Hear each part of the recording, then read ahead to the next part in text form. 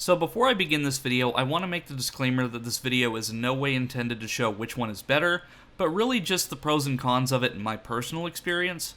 If you're looking for someone bashing one platform over the other, then I highly suggest clicking off this video and looking elsewhere. But with that being said, let's get right into it.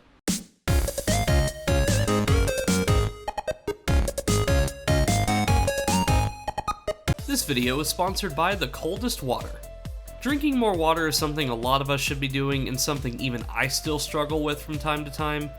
Looking at a big jug of water can be pretty intimidating to me, and of course to others, so I'm really happy to show off the coldest 21-ounce sports bottle. It's convenient, small, and extremely portable. You can stick it in your bag when you go to work, you can take it to the gym, or you can just twirl it around your fingers if you're so inclined. I mean, are you still drinking out of those plastic cups at the office?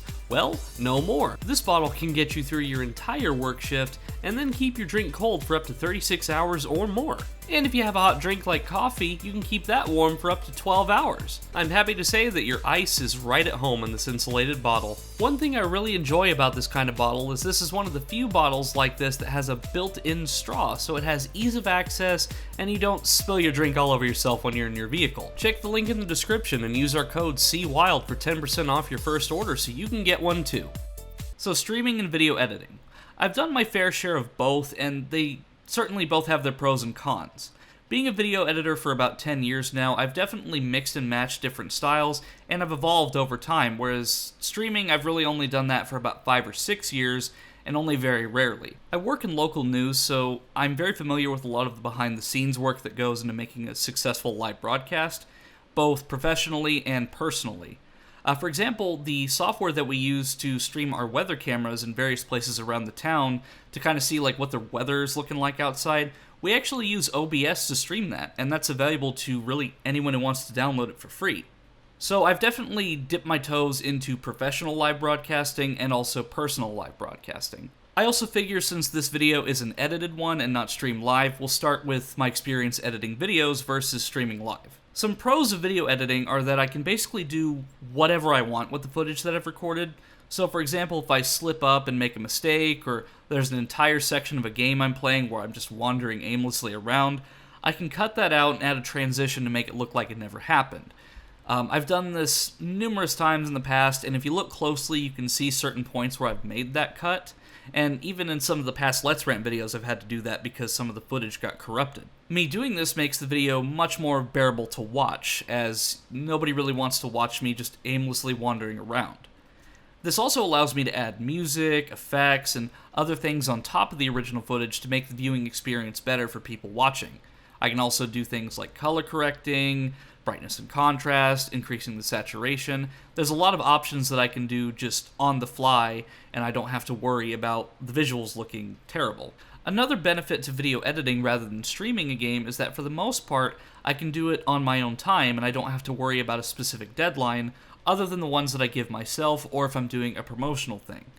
At least in terms of YouTube content.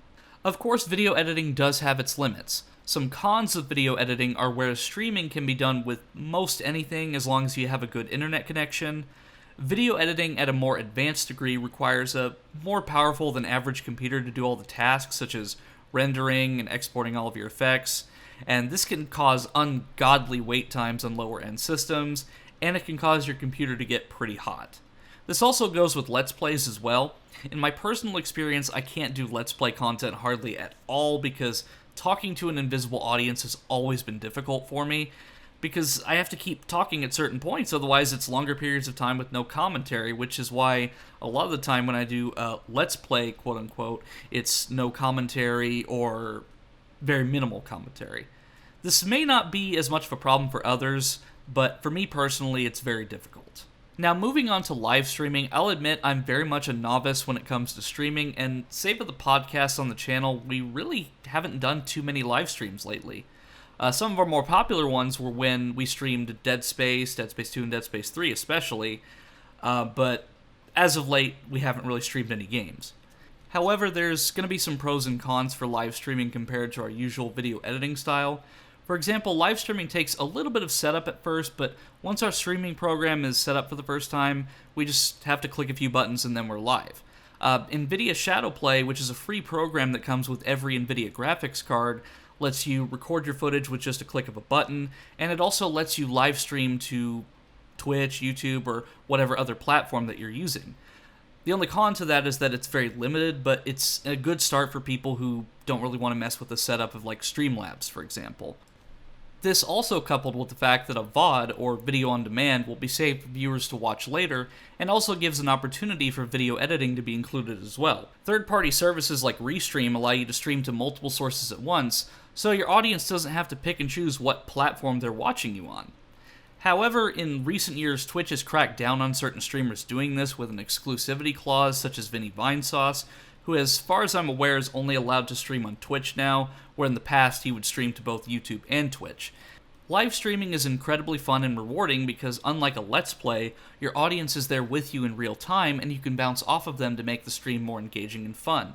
You can also get some tips if you're stuck, and it also gives your fanbase a way to interact with you in a more direct manner, whereas a video you upload will get comments over time, and not necessarily in real time. Streaming is also easy enough to do, as I mentioned with NVIDIA Shadowplay, if you have a good internet connection, and you can do it with a larger list of devices, and even your smartphone if you have one. As time goes by, it's getting easier and easier to start streaming, and it's widely more valuable to people, and you don't have to have major video editing know-how in order to get started. But with every pro, there's going to be some cons. If you mess up and say something live a little too spicy, you can't just go back and edit it out. It's live, and people will remember it. Many streamers and YouTubers in the past have been flared up with controversy for saying something on a live stream and regretting it later. So you have to be a little more aware of what you're saying in the moment.